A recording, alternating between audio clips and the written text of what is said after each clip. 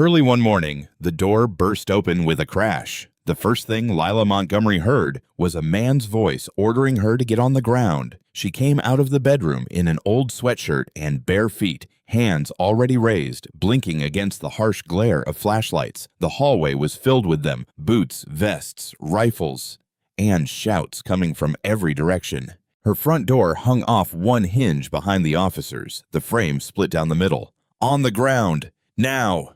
But Lila did not get on the ground. She stood still, hands open where they could see them, and kept her voice level.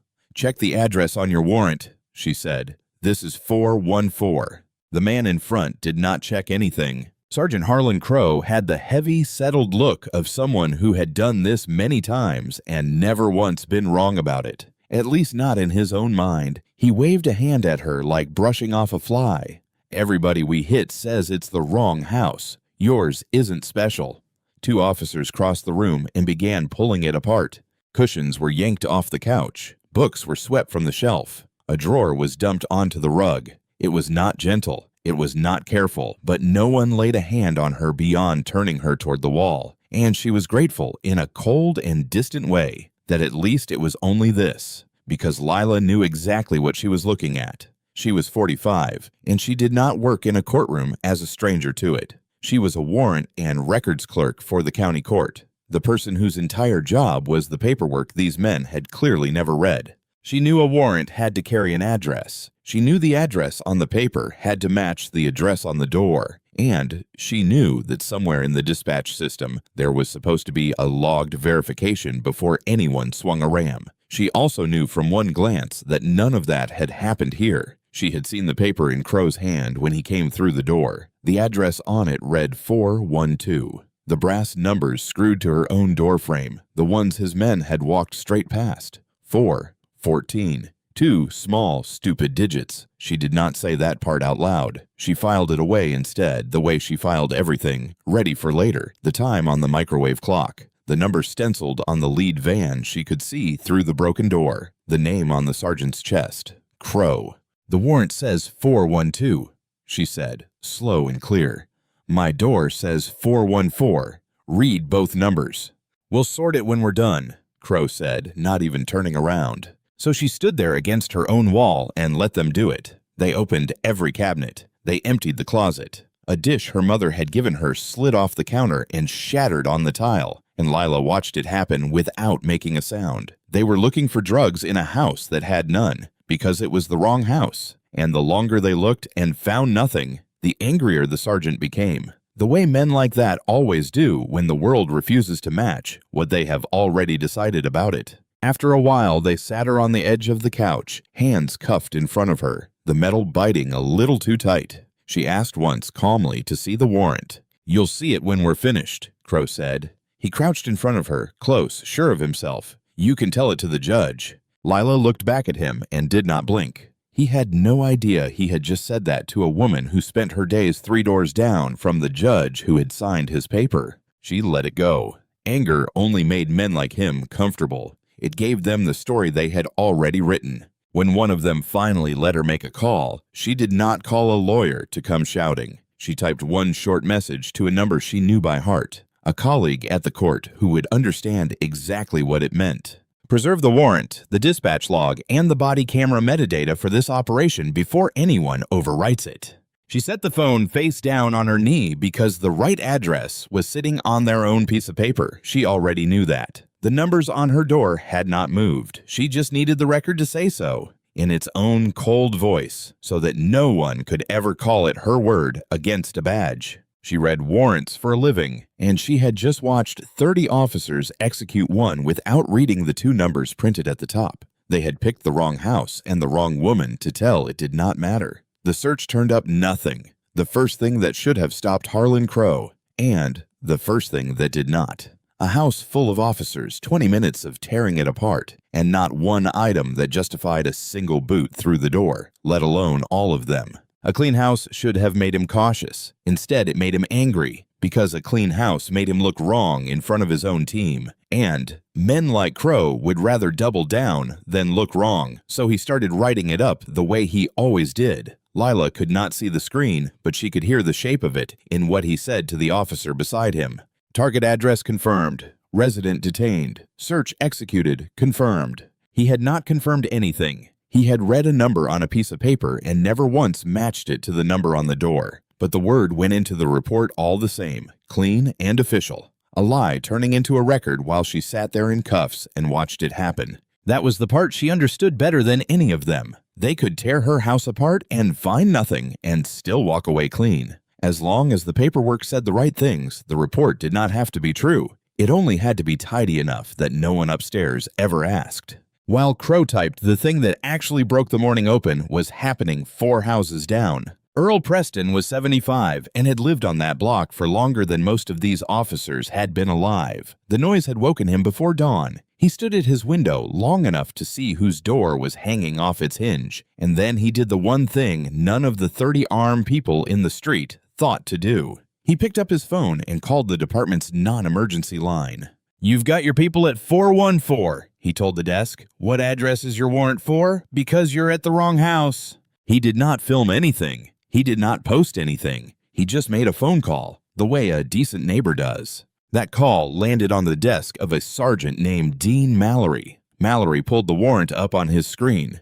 The address read 412. He pulled the caller's report, 414. Then he did what Crow never had. He checked the dispatch log for the operation, scrolled to the line where an address verification was supposed to sit, and found nothing there. No verification had ever been called in.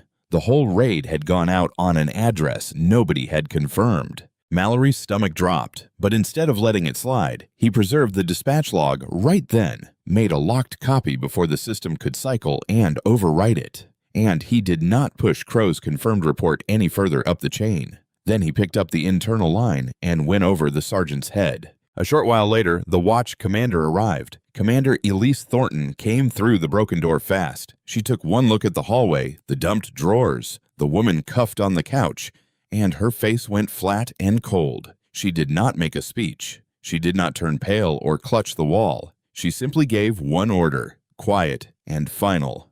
Uncuff her. Crow started to say they were not finished. Thornton said it again, the same 2 words, and something in her voice made his hands move before his mouth could argue. The cuffs came off. Lila rubbed the red grooves on her wrists, slow, and said nothing. She did not jump up. She did not rush. She stayed exactly as steady as she had been since the moment they arrived, and she began asking the questions of someone who knew this process from the inside. "Who called in the address verification before you executed?" she asked. "It's supposed to be logged. Pull it." Crow did not answer. "Did anyone sign the warrant return against the address you actually entered, or just the one on the paper?" He had no clean answer for that either. She was not guessing, and Crow could hear it. She did not sound like a frightened resident reaching for something to say. She sounded like someone who knew which records existed and exactly which ones were about to bury him. While Thornton stepped aside to make calls, Lila kept pulling at the thread in her own mind. Because a mistake this clean usually was not the first one. She thought about the complaints that crossed the court's records, and one name surfaced. Darius Holt. 2 streets over, hit the same way some years earlier, wrong address. His report had said confirmed too. His complaint had gone in and quietly died. Not bad luck. A pattern. As the morning wore on, the matter moved off the street and into a review of how this unit verified warrant addresses, not one raid, but a stretch of them. A deputy district attorney named Claire Whitman, the one who handled warrant integrity, sent over a formal preservation demand that same morning. When the review opened, Crow spoke first, steady and sure, a sergeant with years behind him. He described a solid tip, a verified address, a lawful operation carried out by the book. At the table across from him, Lila asked the review officer for permission to put 2 things on the screen. The warrant reading 412 and a photograph of her own door reading 414. His own paperwork was about to call him a liar in 2 small numbers he had never bothered to read. The warrant filled one half of the screen and the photograph of her door filled the other. The room read the 2 numbers Harlan Crow had never bothered to read. 412 on the paper, 414 on the door. Beside them, Lila placed the dispatch log with the line for address verification sitting empty, and the body camera metadata showing no verification before they went through the door. and there sat his own warrant return with the word confirmed typed into it, confirming nothing. The sergeant who had built the operation had built it on 2 digits he never checked, and the system had quietly kept the proof all along. No one spoke. The quiet that settled over the review room was a slower, heavier thing. The quiet of people watching a story they had been sure of come apart line by line. The review officer lowered her glasses. "Sergeant, the warrant reads 412. The home you entered is 414. There's no logged address verification, and your return says the address was confirmed. Can you reconcile any of that for this review?" Crow opened his mouth. Nothing came out clean. Then the review officer asked Lila the routine questions she asked everyone. "For the record, your occupation?" Lila stood. She did not reach for a card. She did not let the moment swell.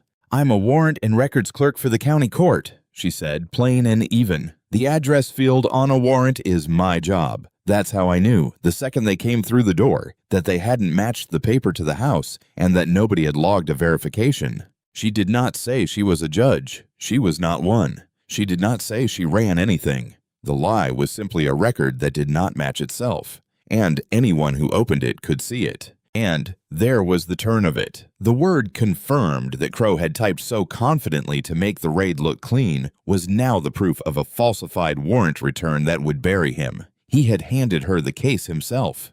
"I want to be clear about something," Lila said, turning to Crow, her voice steady and without heat.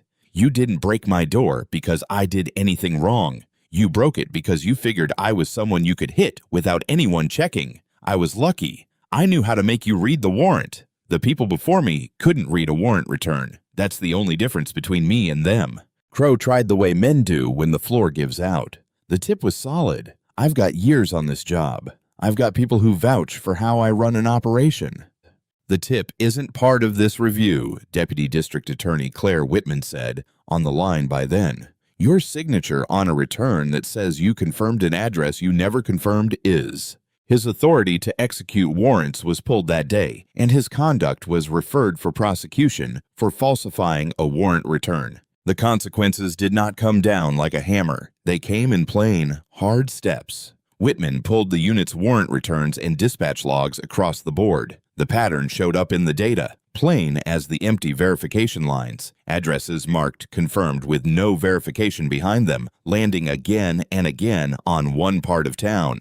The same kind of tip in a quiet suburb not long before had gone out with 4 officers and a knock on the door. The double standard was not in anyone's speech. It was in the records. Officer Kayla Voss, the officer who had followed Crow through the door without a question, told the review how the unit really worked once she was asked alone. That they skipped address verification routinely because they were all the same houses anyway. Her cooperation was noted as a reason for a lighter outcome. Darius Holt's old case, the wrong address raid from some years earlier with confirmed typed into its return, was reopened and finally worked through. He called Lila the week the letter came, his voice unsteady, not with grief, with the shock of something he had stopped believing was finally happening.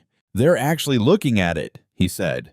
"I know," Lila said. The county changed what had let it happen. No warrant could be executed without a logged 2-officer address verification. A warrant return had to be signed against the address actually entered, not the one on the paper. Lila asked for none of it as a prize. She asked for 2 things: that the record about her be corrected, and that the pattern be stopped. Both were done. Earl Preston, who had made the phone call, and Dean Mallory, who had pulled the warrant and preserved the log, were both named in the file for doing the thing the men in the street would not. And that was what stayed with her. None of it would have moved if everyone had stayed quiet. 30 officers had walked past the numbers on her door, and not one had read them. Earl was the one who picked up the phone instead of the curtain. Mallory was the one who pulled the warrant instead of letting it ride. The record cracked it open.